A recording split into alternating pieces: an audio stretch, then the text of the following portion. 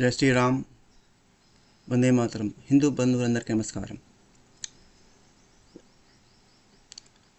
Very often హిందువులు face చేసేటువంటి ఒక కామన్ క్వశ్చన్ ఫ్రమ్ కమ్యూనిస్ట్స్, ఎథిస్ట్స్, కాల్డ్ నాస్తికులు, ఇంకా వేరే మతాలకు సంబంధించినటువంటి వాళ్ళు కాలేజీల్లో ఫ్రెండ్ సర్కిల్ లోపల, ఆఫీసులో కొలీగ్స్ కానీ, సొసైటీ లోపల, హోటల్స్ దగ్గర, కామన్ పబ్లిక్ ప్లేసెస్ లోపల we often come across a question, why Hindus need so many books?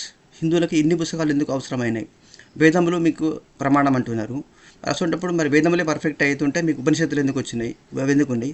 ఉపనిషత్తులు తర్వాత భగవద్గీత ఎందుకు అవసరమైంది? శ్రీ రామాయణము, శ్రీ మహాభారతం అనే ఇతిహాసాలు ఎందుకు అవసరమైనవి? అంటే ఏ పుస్తకం సమగ్రమైనది కాదా? అంటే ఏ పుస్తకం మీకు టోటల్ నాలెడ్జ్ ఇవ్వలేదా అని ఒక క్వశ్చన్ వేస్తే మన హిందూ సోదరులు, ఎందుకంటే చాలామందికి హిందూ స్పెషాలిటీ ఏంటిదంటే తమ ధర్మం గురించి, తమ సంస్కృతి గురించి ఏం తెలియని వాడే ఎక్కువ మంది తెలియని వాళ్ళే ఉంటారు. కాబట్టి వాడే హిందువులు అంటారు అన్నట్టు. కేసీఆర్ లాంగ్వేజ్లో బుందుగాళ్ళు అన్నట్టు, పేరుకే హిందూస్ అని మాట. అప్పుడప్పుడు గుడికి వెళ్ళడము, లేదా పండుగలు అప్పుడు గుడికి వెళ్ళేసి హుండీలో డబ్బులు వేయడము, ఆ డబ్బులను గవర్నమెంట్ తీసుకొని యాంటీ నేషనల్, యాంటీ హిందూ ప్రోగ్రామ్స్లో ఖర్చు పెడుతుంది సెక్యులర్ గవర్నమెంట్స్. తెలిసినా కూడా మన మానయ్యం, మన లోకల్ టెంప్స్ పట్టించుకోము, అభివృద్ధి చేసుకోము. సరే, keeping it aside, first of all let's find out the answer to this common question. వేదం కృతయుగం లోపల 4 యుగములు ఉన్నాయండి. అది మన అందరికీ తెలుసు. చాలామందికి కృతయుగం అన్నా సత్యయుగం అన్నా ఒకటే. కృతయుగం లోపల అందరూ తపస్సులే కాబట్టి వాళ్ళకు వేదాన్ని అపౌరుషేయం. అది వేదాన్ని వాళ్ళు దర్శించినారు. వాళ్ళు ధ్యానం లోపల, సమాధి స్థితి లోపల, తపస్సమాధి లోపల వాళ్ళు వేదముల యొక్క రుక్కులు అంటారు, మంత్రములు, వేదం యొక్క మంత్రములను వాళ్ళు వినపడ్డాయి. వాళ్ళు ఏకశ్రద్ధాగ్రహం అవ్వడం వల్ల వాళ్ళ శిష్యులకు తమ విన్న మంత్రాలను వాళ్ళు శిష్యులకు పాసం చేశారు, బోధించారు. ఆ శిష్యులు వాళ్ళ శిష్యులకు బోధించారు. ఈ విధంగా శృతి అంటే శ్రవణం ద్వారా నేర్చుకున్నది, వినడం ద్వారా నేర్చుకున్నది. తర్వాత తన శిష్యులకు మళ్ళీ నోటితో వేద గానం చేస్తే మళ్ళీ వాళ్ళు విని, వాళ్ళు నేర్చుకొని, మళ్ళీ వాళ్ళు కూడా వేదం గానం చేస్తూ తమ శిష్యులకు పరంపరాగతంగా దాన్ని కొనసాగించారు. వేద విద్యను బోధించుకుంటూ వేద విద్యను ఈ భూమి మీద నిలబెట్టినారు. అందుకని దానికి శృతి అంటారు. అయితే త్రేతాయుగం వచ్చేసరికి ఆ యొక్క శక్తి క్షీణించింది. కృతయుగంలోని ప్రజలకు త్రేతాయుగం వచ్చేసరికి ఆ శక్తి క్షీణించింది. అందువల్ల ఏమైంది, వేదములకు తోడుగా ఉపనిషత్తులు అనేది అవసరమైనవి. సులభంగా అర్థమవడం కోసం వేదం యొక్క సారం ఏమైతే ఉందో, వేదం ఏ జ్ఞానాన్ని బోధిస్తుందో ఆ జ్ఞానాన్నే ఉపనిషత్తుల ద్వారా వేదాంగము అంటారు అనమాట. అంటే వేదం యొక్క చివరి చాప్టర్స్, చివరి చాప్టర్స్నే ఉపనిషత్తులు అంటారు, వేదాంగములు అంటారు. ఈ వేదాంగములను, ఉపనిషత్తులను బోధిస్తూ దానికి యజ్ఞములను యాడ్ చేసిండ్రు మన ఋషులు, గురువులు. నారాయణం, పద్మభవం, వ్యాసం, వశిష్టం, శుకం, గౌడపాదం, ఇట్లా ఆద శంకరాచార్య, ఇట్లా ఈనాటి గురువుల వరకు పరంపరాగతంగా ఆ యొక్క విద్య అనేది కొనసాగుతూ వచ్చింది. ఉపనిషత్తులకు యజ్ఞయాగాదులు తోడలేదు త్రేతాయుగంలో పట. ద్వాపరం వచ్చేసరికి ఆ యొక్క శక్తి కూడా ఇంకా తగ్గిపోయింది. యజ్ఞములు పెద్ద పెద్ద మహారాజులు మాత్రమే చేయగలిగారు. ద్వాపర యుగం వచ్చేసరికి సామాన్య మాలు అంత ఖర్చును భరించలేరు, యజ్ఞయాగాదులను చేయలేరు. ఎందుకంటే యజ్ఞం చేసిన తర్వాత దక్షిణ కేవలం యజ్ఞం చేసినటువంటి యజ్ఞకర్తకు, ఒక బ్రాహ్మణుడికి మాత్రమే కాదు, ఆ యొక్క యజ్ఞశాలకు వచ్చినటువంటి మొత్తం సమస్త ప్రజానీకానికి ఏమి అడిగితే వాళ్ళకి అది ఇవ్వాలి. నీకు దోచినంత ఇవ్వడం కాదు. మొత్తం సమస్త యజ్ఞం చేసిందంటే ఆయన కట్టుబట్టలతో మిగిలిపోతాడు. ఆయన దగ్గర ఉన్నటువంటి సమస్త రాజ్యము, తన యొక్క ఇల్లు, తన పొలాలు, తన యొక్క వస్తు వాహనాదులు, తన కొన్ని ఆభరణాలు మొత్తం ఇచ్చేసి చివరికి ఆయన చేసిన వాడు, తన భార్య, పిల్లలు కట్టుబట్టలతో మిగిలిపోతాడు. యజ్ఞం యొక్క విధానం అలా ఉంటుంది. అంటే అంత త్యాగం చేయగలిగిన వాడు మాత్రమే యజ్ఞం చేయగలడు. ద్వాపరం వచ్చేసరికి ఆ శక్తి క్షీణించడం వల్ల కేవలం కొద్దిమంది రాజులు మాత్రమే చేయగలిగారు. అప్పుడు ద్వాపర యుగం యొక్క చివరి దశ లోపల సాక్షాత్తు నారాయణుడే వ్యాసాయ విష్ణు రూపాయ, నారాయణుడే, శ్రీ మహావిష్ణువే వేదవ్యాసులుగా అవతరించి ఆ యొక్క సమస్త వేద ఉపనిషత్ సారమునే మహాభారతం, పంచమ వేదంగా మహాభారతాలని అందించారు. దానిలో అంతర్భాగంగా భగవద్గీతను బోధించారు. అంటే సమస్త వేద ఉపనిషత్తు యొక్క సారం ఏమవుతుందో దాన్ని సులభంగా 700 శ్లోకాల పట్ల భగవద్గీతను అందించారు. అంతేకాదు ఇంకా చదువురాని గ్రామాలలో వ్యవసాయము కూలి పని చేసుకున్నటువంటి ప్రజలకు సులభంగా అర్థమవ్వడం కోసము 18 ఉపనిషత్తులను ఇంకా కథల రూపంలో అందించడం జరిగింది. ఉపనిషత్తులను పురాణంలో అందించారు. 108 ఉపనిషత్తులు ఇవన్నీ కాకుండా పురాణాలు 18 పురాణాలు, వాటికి ఉపపురాణాలను కూడా మాఘమాసంలో మాఘ పురాణము, కార్తీక మాసంలో కార్తీక పురాణము, ఇలాగా వైశాఖ మాసంలో వైశాఖ పురాణం అంటూ అత్యంత సులభంగా ధర్మాన్ని అర్థం చేసుకుని ధర్మాన్ని ఆచరింపజేయడం కోసము చాలా సులభమైన కథల రూపంలో పురాణాలను అందించడం జరిగింది. అంటే పురాణాలు చదివినా, శ్రీమద్ రామాయణము చదివినా, మహాభారతం చదివినా కూడా వేదములను ఉపనిషత్తులను చదివే దానితో సమానమే. అంటే వేదంలో ఏముందో ఉపనిషత్తులో ఏముందో అదే మనకు భగవద్గీత చదివినా, రామాయణం చదివినా, మహాభారతం చదివినా కూడా ఆ జ్ఞానము మనకు వస్తుంది. ఈ సమాధానము మీరు ఇక ముందు మీకు ఎదురయ్యేటట్టు మీరు ఫేస్ చేసేటువంటి యాంటీ హిందూసు, పాషండ మతస్థులు కానీ, సోకాల్డ్ నాస్తికులు అనేటటువంటి హిపోక్రాట్స్ కానీ మీకు ఎదురైనప్పుడు ఈ సమాధానము చెప్పండి. ఇంకా మనం ఏం చేయాలి? హిందూ యాక్టివిస్టులేమో కేవలం రాజకీయాలకు, ఏమైనా సోషల్ మీడియా యాక్టివిస్టులుగా వాట్సాప్ మెసేజ్లు పెట్టడానికి పరిమితం అయిపోయారు. గ్రాస్ రూట్లో పనిచేసే వాళ్ళు తక్కువ మంది మాత్రమే.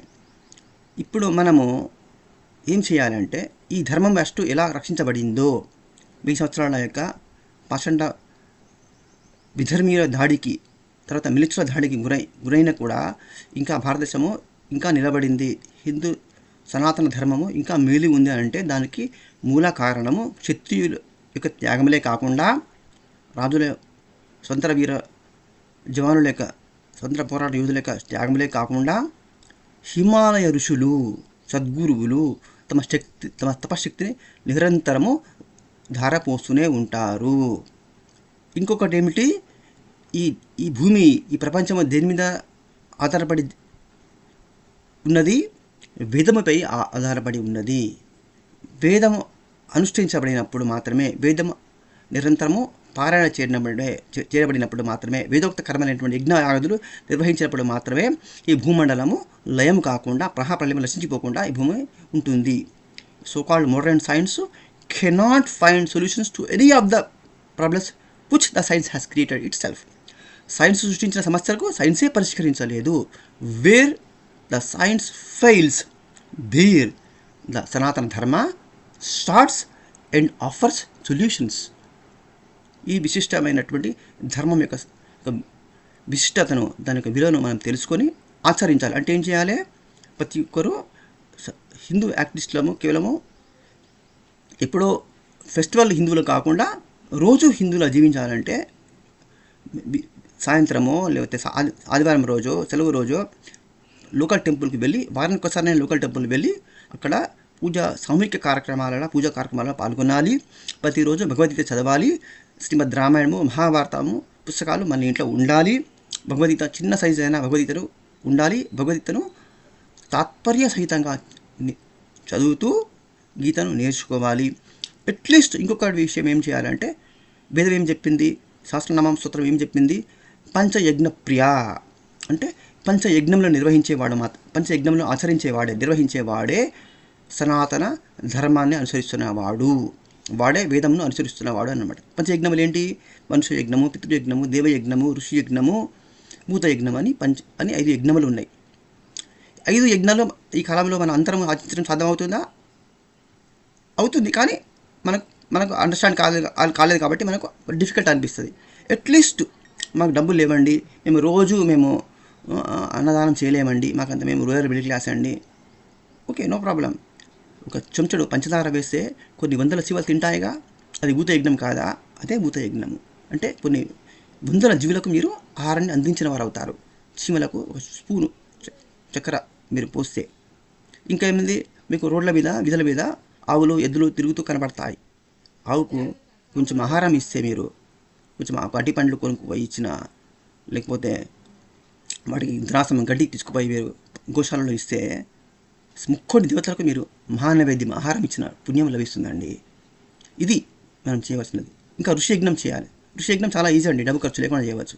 ఏమిటి ఆ యజ్ఞము? ఋషులు అందించినటువంటి వాల్మీకి మహర్షి అందించినటువంటి రామాయణం కానీ, వేదవ్యాసుల వారు అందించినటువంటి మహాభారతము గీతను చదవడం ద్వారా ఋషి రుణాన్ని మనము తీర్చుకోగలము. అదే ఋషి యజ్ఞము. ఋషులు మీ నుంచి డబ్బుని ఆశించరు, గురువులకు డబ్బులు అవసరం లేదండి. మీ నుంచి ఏం ఆశించరు వాళ్ళు ఏం ఆశించకుండా ఇచ్చేవాళ్ళే వాళ్ళు ఋషులు అనబడతారు. కాబట్టి మీరు ఋషులు, మనకు వాల్మయం ఎంతో ఉన్నది. మీరు ఒక రామాయణము, ఒక మహాభారతము, ఒక గీతను ఇది చదివినా చాలు, అందరు ఋషుల రుణం తీసుకున్నట్టే. ఎందుకంటే వాళ్ళకి భేదం అనేది ఉండదు, అంతా ఒక్కటే, అంతా ఒకటే అని చెప్పేదే సనాతన ధర్మము. ఇది వేరు అది వేరు, నువ్వు వేరు నేను వేరు, అది వేరు ఇది వేరు, నా మతం వేరు మీ మతం వేరు నువ్వు అని చెప్పే వాళ్ళు పాషండ మతములు అనబడతాయి. అంతా ఒక్కటే, అన్నిటికీ ఆధారంగా ఒకే విశ్వ చైతన్య శక్తి ఉన్నది. ఆ శక్తి నువ్వే. నీ హృదయాకాశం లోపట ఆత్మరూపిగా ఉన్న పరమాత్మ ఒక్కడే. ఆత్మ వేరు కాదు, పరమాత్మ వేరు కాదు, ఆత్మ పరమాత్మ ఒక్కడినే. అద్వైత సిద్ధాంతాన్ని చెప్పేదే సనాతన ధర్మము. కాబట్టి ఋషిజ్ఞము సులభంగా మీరు ఒక గీత కొనుక్కొని చదువుకోవడం ద్వారా ఋషిజ్ఞాన్ని తీసుకోవచ్చు. దేవయజ్ఞాన్ని ఎలా చేయాలి, దేవతల రుణం ఎలా తెచ్చుకోవాలి?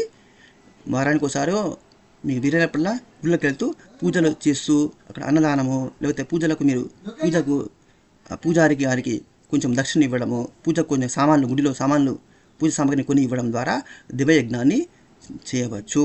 ఇలాగా మీకు తోచినంత మేరకు యజ్ఞములను చేస్తూ ఆచరించినప్పుడు రోజు గీతా పఠనం చేస్తూ, ఇంకొకటి most important, one more point before I conclude.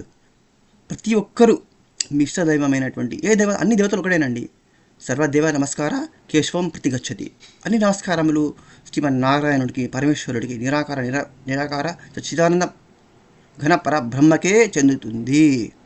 అంటే మీరు విష్ణు సహస్రనామమైన, లలితా సహస్రనామమైన, శివసహస్రనామమైన, ఏ సహస్రనామమే పర్వాలేదు, శ్రీకృష్ణ సహస్రనామము, శ్రీరామచంద్ర సహస్రనామము, గాయత్రి సహస్రనామము, మహాకాళి సహస్రనామము, ఇలా సహస్రనామం అనంతంగా ఉన్నాయన్నమాట.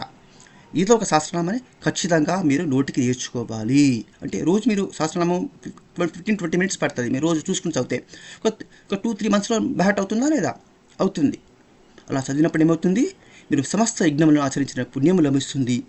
మీరు ధర్మాన్ని అనుసరించినప్పుడు మాత్రమే పాషాండ మతాల యొక్క కుట్రలు, డిస్మాంటిలింగ్ హిందుత్వ, అమెరికాలో ప్లాన్ చేస్తున్నారు కదా, డిస్మాంటిలింగ్ హిందుత్వ 2047కు ఇస్లామైజ్ చేస్తామని అని ప్లాన్ చేస్తున్నటువంటి అల్లుమా, లష్కర్ ఏ తోయిబా, జైషే మహమ్మద్, క్రిస్టియన్ మిషనరీస్, కాంగ్రెస్, కమ్యూనిస్ట్స్, వీళ్ళందరి కుట్రలు ఆసురీ శక్తులు అన్నమాట. రాక్షస శక్తులను నశించిపోయి ధర్మ సంస్థాపన జరుగుతుంది. ఈ భారతదేశం రక్షించబడుతుంది, సనాతన ధర్మం రక్షించబడుతుంది. ఇది పరంపరాగతంగా సూర్యచంద్రుడు ఉన్నంత వరకు ఈ భూమండలం మీద సనాతన ధర్మము విలసిల్లాలంటే, ద్వద్వల్యమానంగా ప్రకాశించాలంటే మనందరము ధర్మాన్ని అనుసరిస్తూ ఉండాలి. Apart from supporting BJP. Narendra మోడీకి ఓటు వేయాలి, బీజేపీకి బాగా ప్రచారం చేయాలి, కొత్త వాళ్ళను 10 మంది ఓటర్లను మనం తయారు చేయాలి, ఓట్లు వేయించాలి. ఎలక్షన్స్లో మనం అందరం పార్టిసిపేట్ చేయాలి, ఓట్లు వేయించాలి. బీజేపీకి అబ్సల్యూట్ మెజారిటీ రావాలి, 400 టార్గెట్ను ఓవర్ షూట్ చేయాలి. At the same time it is equally much more important, not just equally, it is much more important to follow dharma. What is dharma? To follow పంచయజ్ఞములను మనము వీలైనంత శక్తి మేర, మనకు ఎంత శక్తి ఉంటే అంత శక్తి మేరకు మనము ఆచరించాలి. ఇంకొక క్వశ్చన్, స్మాల్ క్వశ్చన్, కొంతమంది విలేజర్స్ వాళ్ళు అడిగే క్వశ్చన్ మీరు ఆన్సర్ చెప్పగలగాలి. మీరు విలేజ్లలో కూడా వెళ్ళి ప్రచారం చేయాలండి, ఓన్లీ సిటీలలోనే కాదు, వాట్సాప్లలోనే కాదు. ఇప్పుడు ఒక రైతు ఉన్నాడు, పొద్దుగాలే తన గొర్రెలను తీసుకొని, పశువులను తీసుకొని వెళ్తాడు అడవికి. ఆయన స్నానం చేయడానికి అవకాశం లేదు, సంధ్యావందనం చేయలేడు, ఆయనకు గాయత్రి మంత్రం రాదు.